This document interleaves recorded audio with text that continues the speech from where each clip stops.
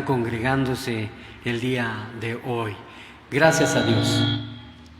Muy bien, pues vamos a continuar con nuestra exploración, con nuestras predicaciones en base al hermosísimo Evangelio de Juan. ¿Verdad? Este evangelio, como hemos compartido, es un evangelio hermosísimo porque fue escrito por Juan, el discípulo amado. Ese discípulo que se recostaba en el pecho de Dios y estaba en esa comunión, me imagino, extraordinaria. Yo no sé cómo podría haber sido eso si hubiera estado presente. Imagínense estar al lado de Jesús, del Señor Jesús, en esa tan íntima comunión con Él. Este discípulo tiene muchas cosas que decirnos.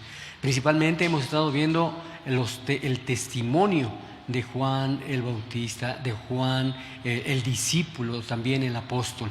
El día de hoy continuamos con esa enseñanza de este evangelio de Juan.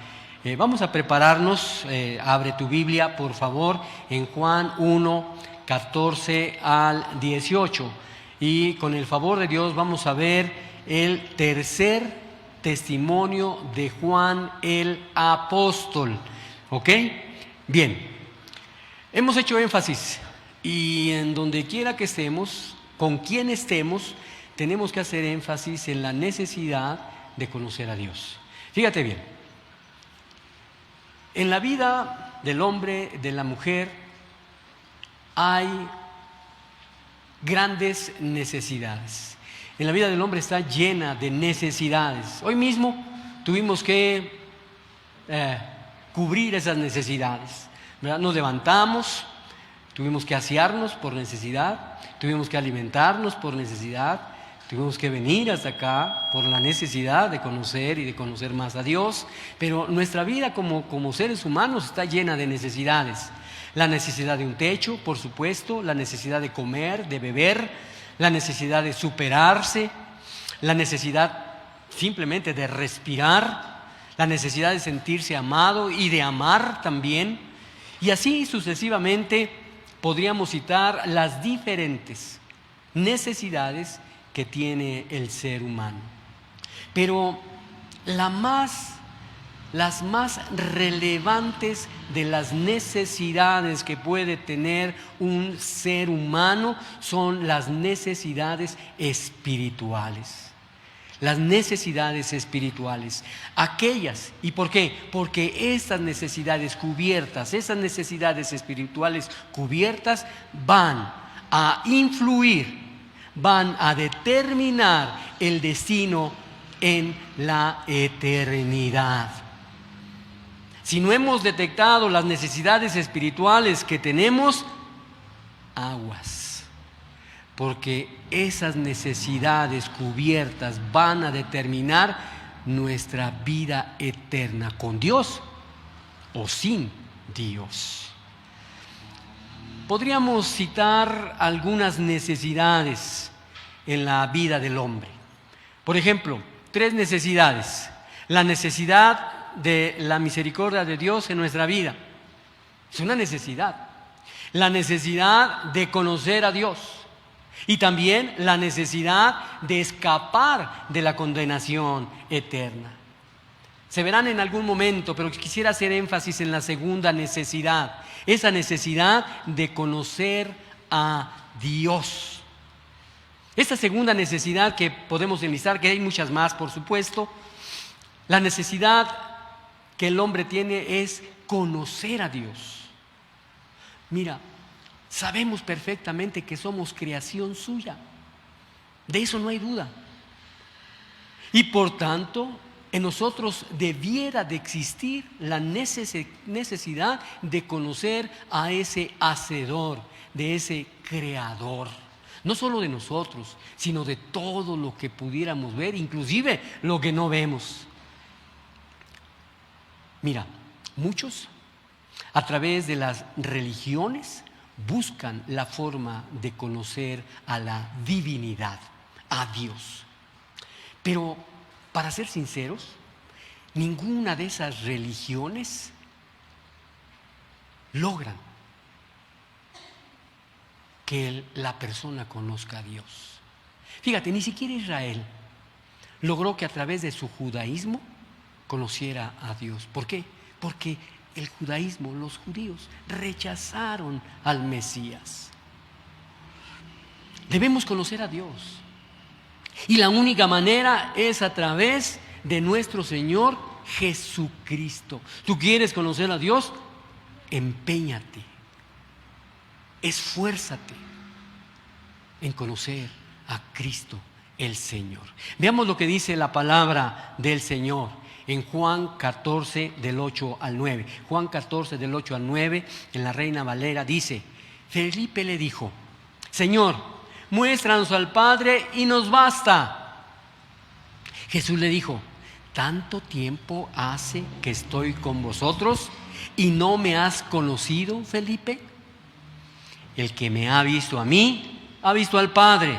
¿Cómo pues dices tú, muéstrame al Padre? Y ahí va la pregunta, hermanos, que hemos estado reiterando las últimas semanas. ¿Qué tanto conoces a Dios? ¿Qué tanto verdaderamente conoces a Dios? Porque mira, yo no sé cuánto tiempo tengas de haber aceptado a Cristo como tu Señor y Salvador. No lo sé.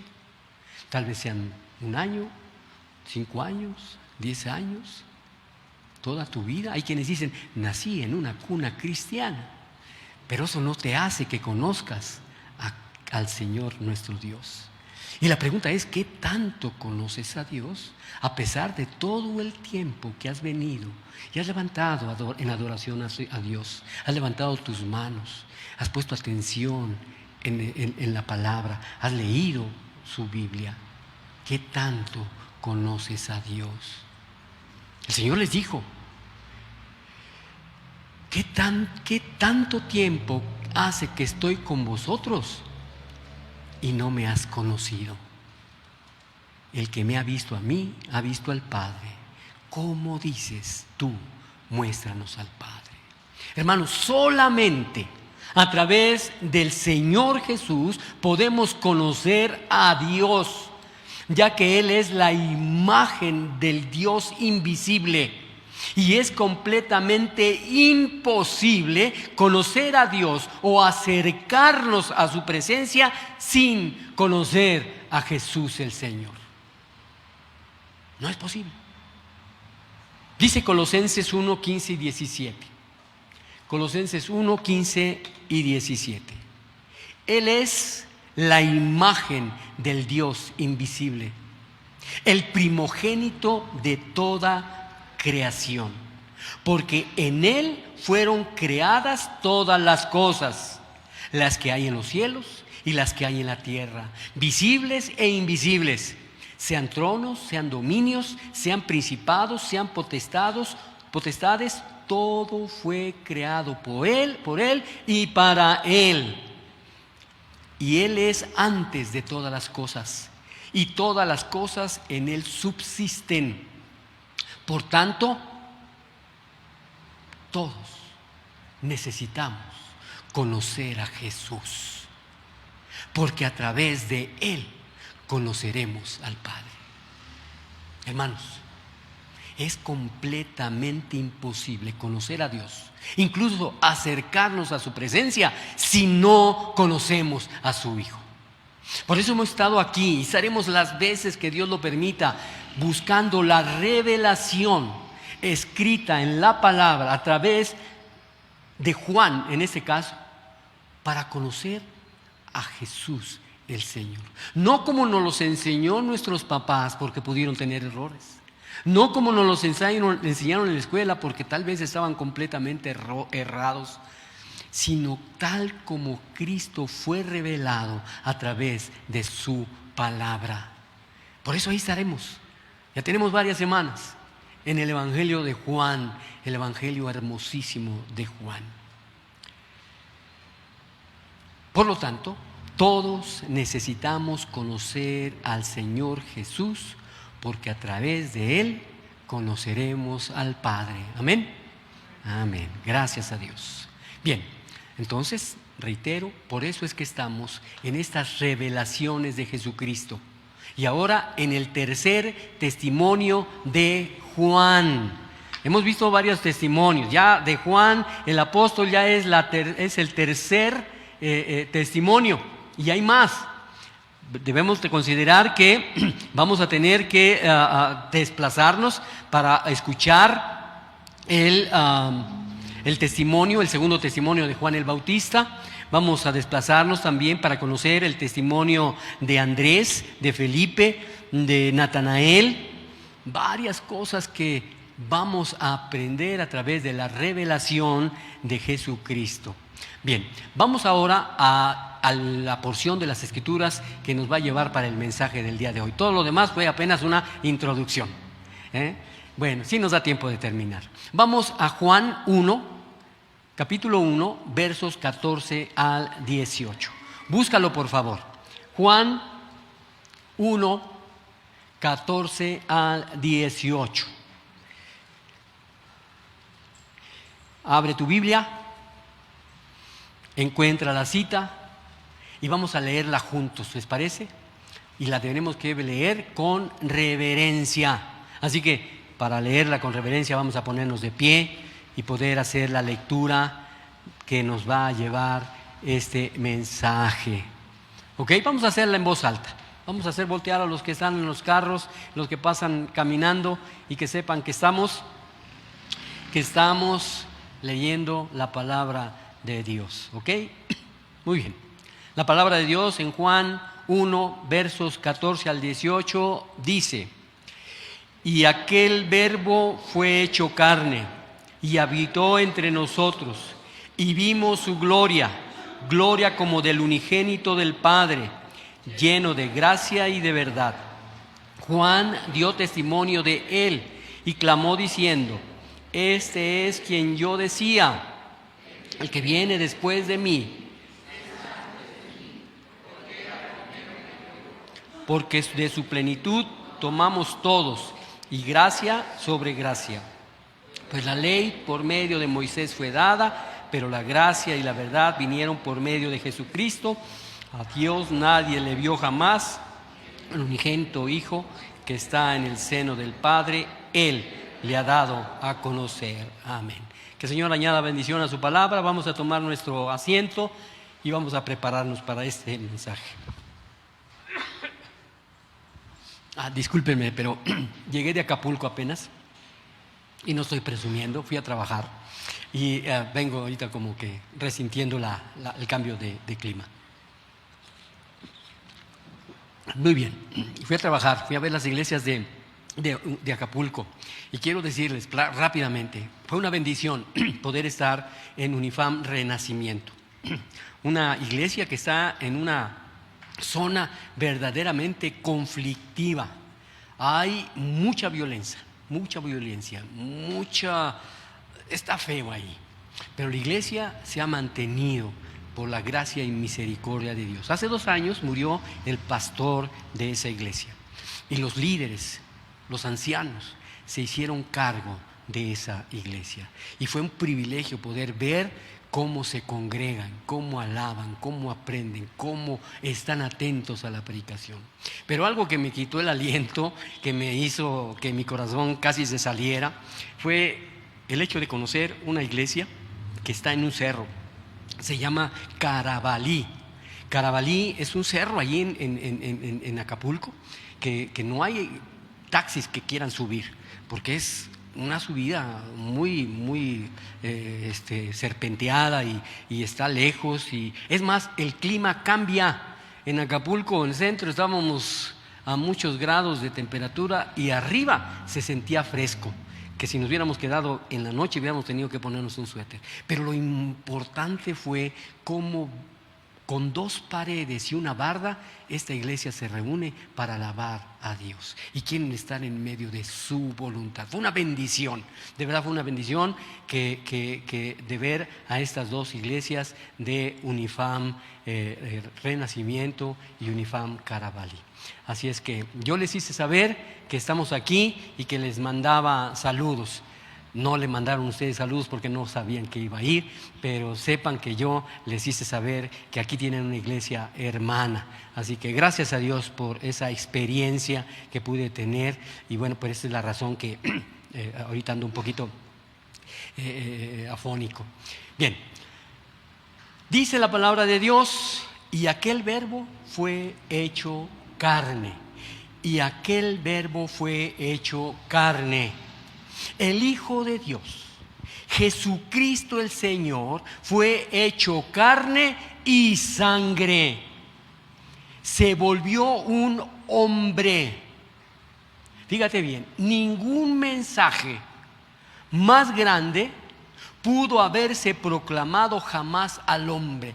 Dios mismo bajó al mundo y se hizo carne y sangre. Debemos dimensionar ese gran acontecimiento. Tanto amó Dios al mundo que mandó a su Hijo y se hizo carne y se hizo sangre, por amor a ti, por amor a mí. Esto es verdaderamente majestuoso. Si lo vemos superficialmente, puede que no alcancemos a dimensionar, pero ningún mensaje más grande pudo haberse proclamado jamás al hombre. Con la ayuda de Dios veremos que Cristo se volvió carne. Y hay 4 pruebas que vamos a ver. Cristo vivió visiblemente entre nosotros. Juan el Bautista dio testimonio de la superioridad de Cristo y los hombres recibieron la plenitud y la gracia de Cristo. Y solo el Hijo de Dios ha visto a Dios. Entonces vamos al primer versículo de esta porción, Juan 1:14, que dice: y aquel verbo fue hecho carne y habitó entre nosotros, y vimos su gloria, gloria como la del unigénito del Padre, lleno de gracia y de verdad. ¿Cuál es el punto? Cristo se volvió carne. Ocurrió la encarnación.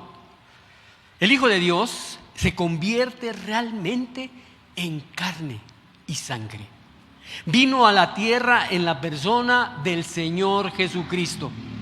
No cabe duda, no cabe la menor duda acerca de lo que Juan quería decir aquí. La palabra carne es la misma palabra que el apóstol Pablo empleó para describir la naturaleza del hombre, con todas sus debilidades y toda la tendencia al pecado. Pero el Señor Jesús, 100% hombre, no desobedeció, no pecó, pero era 100% hombre, carne. Este es verdaderamente un pensamiento asombroso.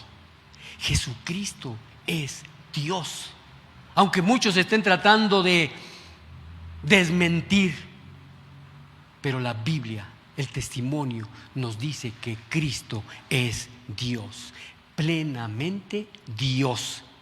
Si bien Jesucristo es hombre, plenamente hombre, pero plenamente Dios. Primera de Juan 4:2 y 3 dice: en esto conoced el Espíritu de Dios. Todo espíritu que confiesa que Jesucristo ha venido en carne es de Dios. Y todo espíritu que no confiesa que Jesucristo ha venido en carne no es de Dios. Y este es el espíritu del anticristo, el cual vosotros habéis oído que viene y que ahora ya está en el mundo. Hermanos, esto es algo de pensarse. ¿Qué es lo que tú declaras? Jesucristo es Dios. No debes de tener la menor duda, no debes de titubear, debes de defender lo que la Biblia nos dice.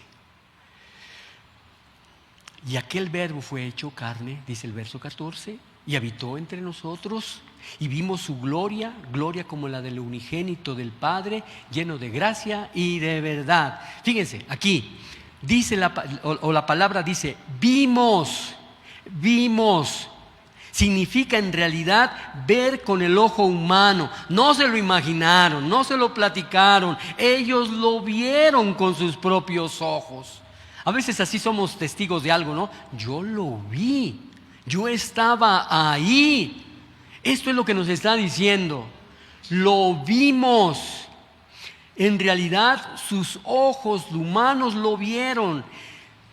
Esta palabra vimos se utiliza varias veces, alrededor de 20 veces en el Nuevo Testamento. No hay lugar alguno para decir que Dios convertido en hombre era una simple visión, una imaginación de la mente de algún hombre. No, ellos lo vieron. Juan estaba diciendo que él y otros vieron en realidad el Verbo hecho carne. ¿Se imaginan qué privilegio? Qué hermoso privilegio de poder disfrutar con la vista, y muchos lo pudieron tocar, a Jesús hecho carne. Juan estaba diciendo que él y otros lo vieron. Jesucristo era sin lugar a dudas Dios mismo, que se convirtió en hombre, que compartió la misma carne de todos los demás. Estamos en el verso 14 que dice: y aquel Verbo fue hecho carne y habitó entre nosotros y vivió, y vimos su gloria como la del unigénito del Padre, lleno de gracia y de verdad. Vamos a ver la primer prueba. La primer prueba es, ahí estaba ya. La primer prueba de la encarnación es que Jesucristo vivió visiblemente entre nosotros. Mira, la palabra de Dios lo testifica, la historia lo hace saber. Así que la primera prueba de la encarnación es que Jesucristo vivió visiblemente entre nosotros. ¿Qué es lo que se vio? Se vio la gloria de Dios. Dos cosas significan la gloria de Dios. Veámosla por separado. Cristo era la gloria, el Shekinah de Dios. La palabra Shekinah significa el que vive o está viviendo. Se refiere precisamente a la brillantez, a la brillante nube que Dios empleó para guiar a Israel en su salida de Egipto, y que permaneció sobre el tabernáculo y sobre el sitio de misericordia en el lugar santísimo, el Shekinah de Dios, la gloria de Dios. La nube simbolizó la presencia de Dios, y eso es exactamente lo que Juan estaba diciendo y estaba testificando. La vimos. Vimos en realidad la gloria, el Shekinah, la verdadera presencia de Dios habitando entre nosotros. Qué hermoso testimonio. Tú y yo no lo vimos, pero para la palabra de Dios nos hace saber que sí sucedió, que sí vino y que sí lo vieron. Ahora, Cristo era la verdadera personificación de Dios. Cristo era la verdadera personificación de Dios. Todo lo que Dios es, todo lo que Dios hace, es la verdadera personificación de Dios. Como dijo Juan, vimos, lo miró y pudo decir, Él era Dios. Todo lo que el Señor Jesús era en persona, en su ser, en su carácter y en comportamiento, era tremendamente diferente al resto de los que estaban. Fíjate bien, Cristo en persona y comportamiento, en obra y ministerio, Él fue la personificación misma de la gracia y de la verdad. Cristo en persona, en comportamiento, en obra y ministerio, Él fue la perfecta personificación del amor, del gozo, de la paz, del sufrimiento prolongado, de la cordialidad, de la bondad, de la fe y del control sobre sí mismo. la perfecta personificación, y también la personificación absoluta de todo lo que podía ser Dios. La gloria de todo lo que era Dios estaba frente a ellos, en su misma presencia. Lo vieron con sus propios ojos.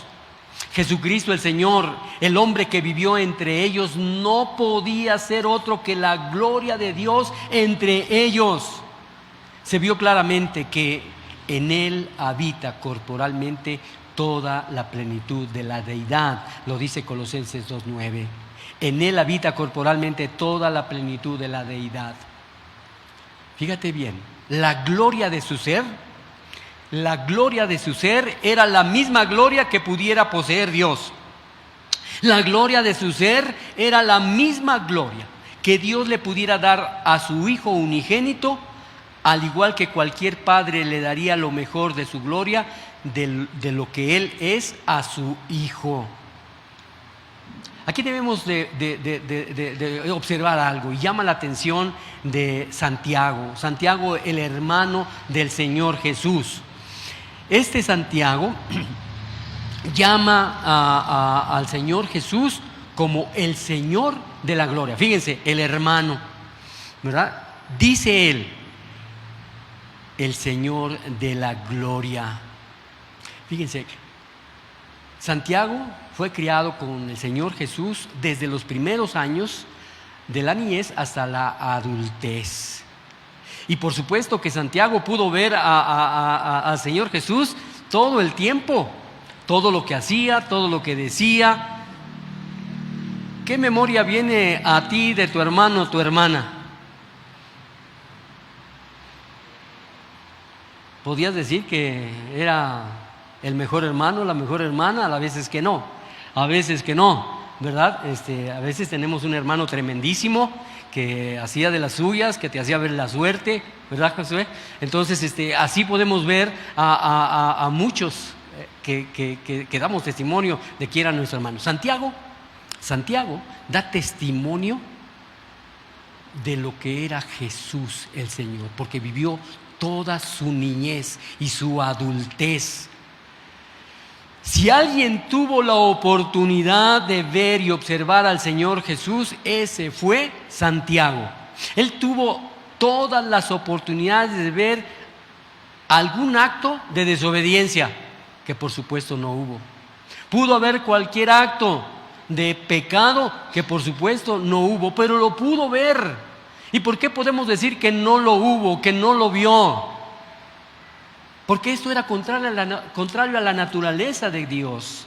Sin embargo, el testimonio de Santiago es nuestro glorioso Señor Jesucristo, porque él había visto a su propio hermano en pureza, en santidad, en quien moró la verdad, la verdadera presencia de Dios entre nosotros. Hermanos, Jesucristo estaba lleno de gracia y de verdad. Fue la personificación misma de la gracia. Vamos a hablar un poquito de gracia. Nosotros tenemos un concepto de gracia. Tenemos el concepto de gracia como hombres, como mujeres. Y tal vez lo definamos de una manera diferente a lo que la palabra de Dios nos dice. Miren, la gracia probablemente sea la palabra más significativa en el lenguaje de los hombres. En la Biblia, la palabra gracia significa muchísimo más, pero muchísimo más que cuando la emplean los hombres. Para los hombres, la palabra gracia puede significar tres cosas. La gracia para el hombre es la cualidad de una cosa que es hermosa y placentera. Para los hombres es eso, la gracia. Puede ser la fragancia de una flor, el verde pasto de algún jardín, o la belleza de una persona amorosa. La gracia para el hombre es la cualidad de una cosa que es hermosa y placentera, pero también puede ser que la gracia es todo lo que tiene la cualidad del amor. Puede ser un pensamiento, un hecho, una palabra, una persona. Eso es gracia para el hombre. Y también puede ser, la gracia es un don, un favor que alguien puede hacer a un amigo. El favor siempre se hace en forma gratuita, sin esperar nada a cambio. El favor siempre se hace a un amigo. Ese es el concepto de gracia que pudiera tener el hombre.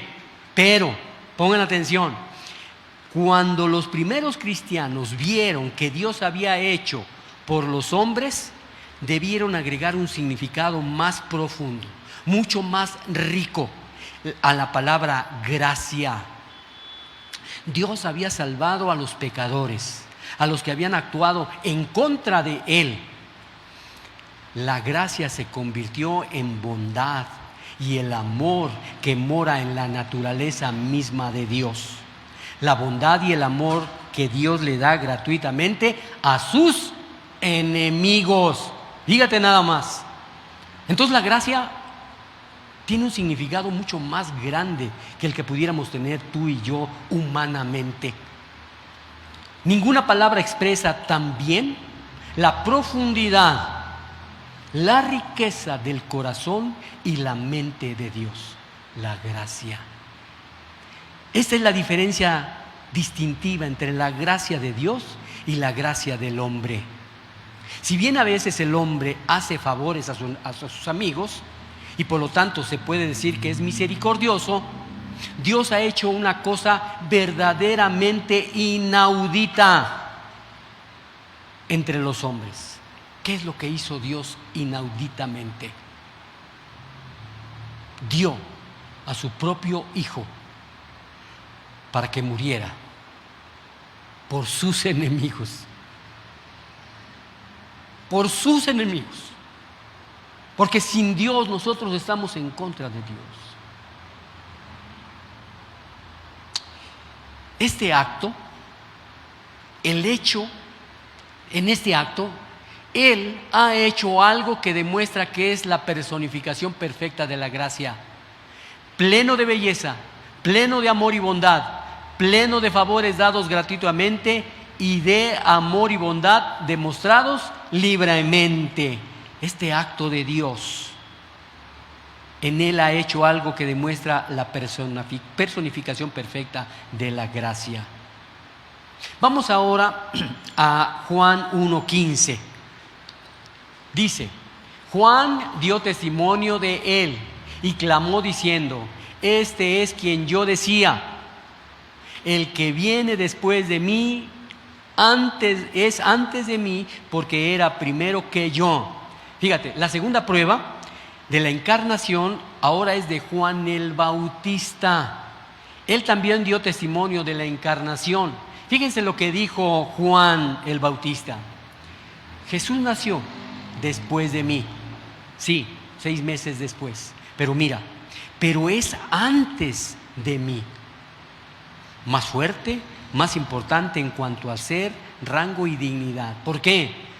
Porque era primero que yo. Aunque nació después, Él era desde la creación del mundo.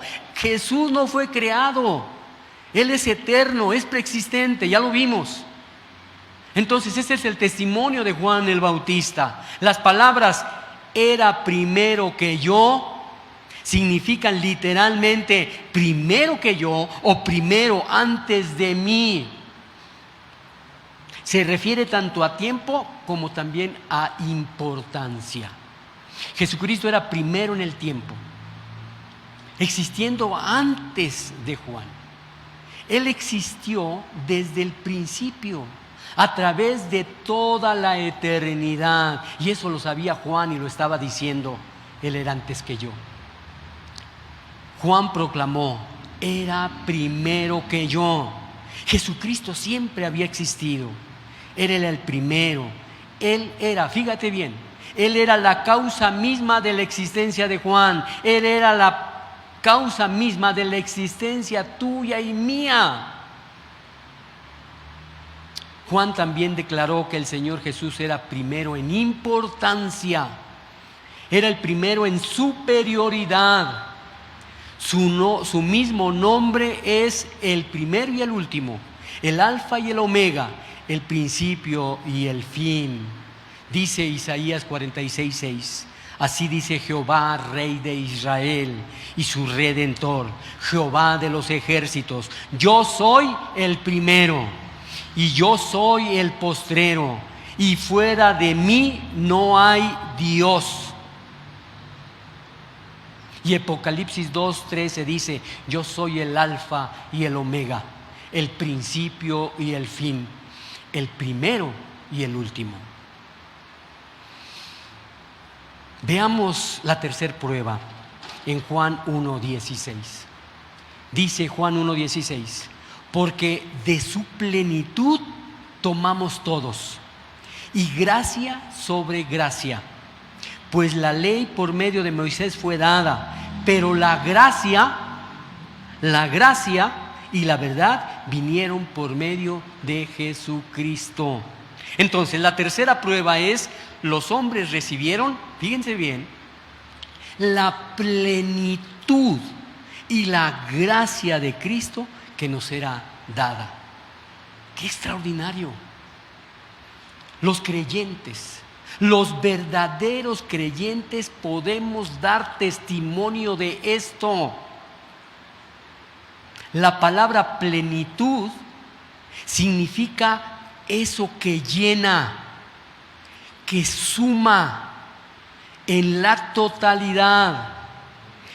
Es la suma total de todo lo que Dios, de todo lo que está en Dios. La tercera prueba: los hombres recibieron la plenitud y la gracia de Cristo. Fíjense bien, la palabra plenitud significa que llena, que suma total todo lo que está en Dios. El Señor Jesucristo moraba, en Él moraba la sabiduría, la justicia, la santificación, la redención, toda la plenitud de Dios. En el Señor Jesucristo moraba todo eso. Todo lo que es Cristo, la plenitud de su ser, se nos da a quienes creemos en Él. ¡Wow! De verdad, qué extraordinario. Qué extraordinario. Aunque nos quieran distraer. ¡Qué extraordinario!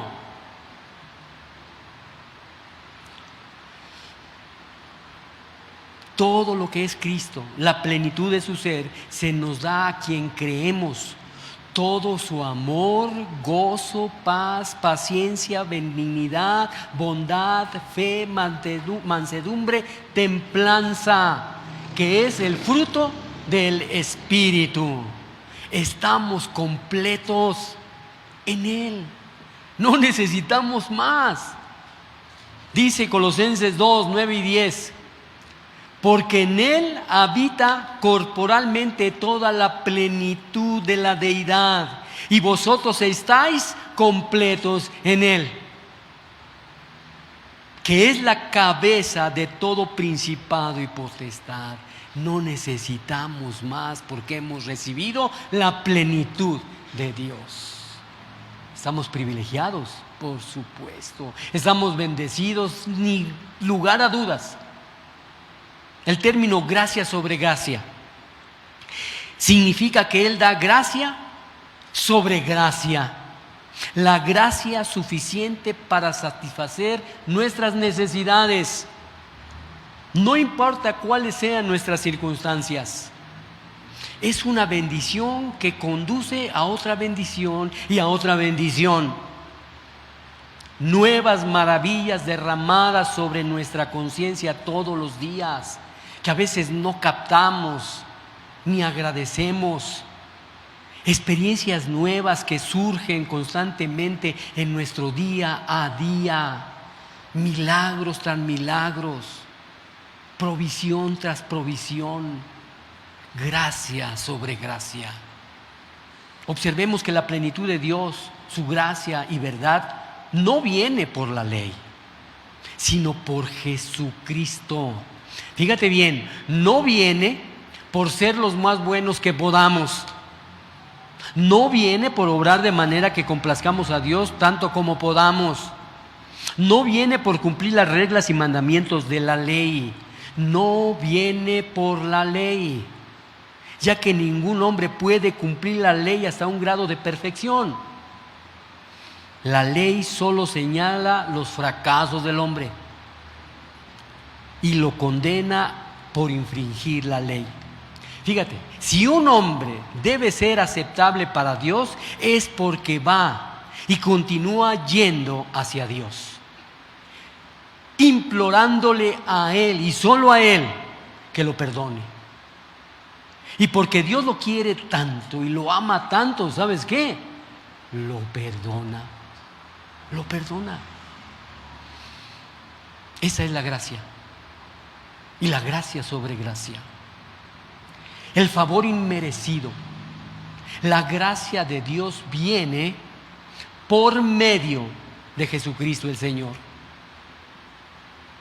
No conoceríamos la gracia de Dios si Jesucristo no hubiera venido para revelarla. No la conoceríamos. El hecho glorioso de que experimentemos la plenitud de Dios y su gracia es la prueba de la encarnación, que Dios se convirtió en carne en la persona de Jesucristo. Ya estamos por terminar. Juan 1, 18, cuarta prueba, dice: a Dios nadie le vio, jamás. El unigénito Hijo que está en el seno del Padre, Él le ha dado a conocer. La cuarta prueba es de la encarnación de Cristo, es que el Hijo de Dios, solo Él ha visto a Dios. Fíjate bien, ningún hombre jamás ha visto a Dios. Sin embargo, Jesucristo lo proclamaba y decía que Él era el unigénito Hijo de Dios. Eso lo proclamaba el Señor, que Él era el unigénito Hijo de Dios. Jesucristo proclamó que Él había venido del verdadero seno del Padre, de la parte más profunda, el lugar más íntimo, la relación más honorable, que había venido del verdadero seno del Padre. Y Jesucristo también proclamó que Él había venido a revelar y proclamar al Padre. El hecho de que Jesucristo es el unigénito Hijo que está en el seno del Padre es la prueba de la encarnación, que Dios se convirtió en carne.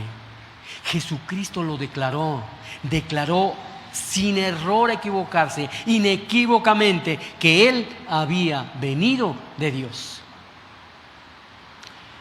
Amada iglesia, con esto concluimos. Solamente a través de Jesús, el Señor, podemos conocer a Dios, ya que Él es la imagen del Dios invisible. Y es completamente imposible conocer a Dios o acercarnos siquiera a su presencia sin conocer al Hijo. Por eso pido a Dios que nos lleve, que nos siga llevando a través de estas revelaciones, de todos estos testimonios de quienes lo vieron, de quienes se recostaron, de quienes lo tocaron. Amén. Vamos a dar gracias a Dios. Poderoso Señor y Dios nuestro, te damos gracias. Muchas gracias, Señor, por esta revelación, por estos testimonios que nos hacen comprender más, conocer más a tu Hijo Jesucristo. Gracias, Señor, por estas palabras que hemos disfrutado, que debemos guardar, debemos compartir acerca del Señor Jesucristo. Gracias por permitirnos acercarnos más al conocimiento de tu Hijo Jesucristo, de ti mismo, Señor. Te damos a ti, Señor, la honra y la gloria en el poderoso nombre de tu Hijo amado, Jesús nuestro Señor. Amén. Bueno, pues gracias a Dios. Ya estamos iniciando el mes de marzo. Ya estamos a 5 de marzo.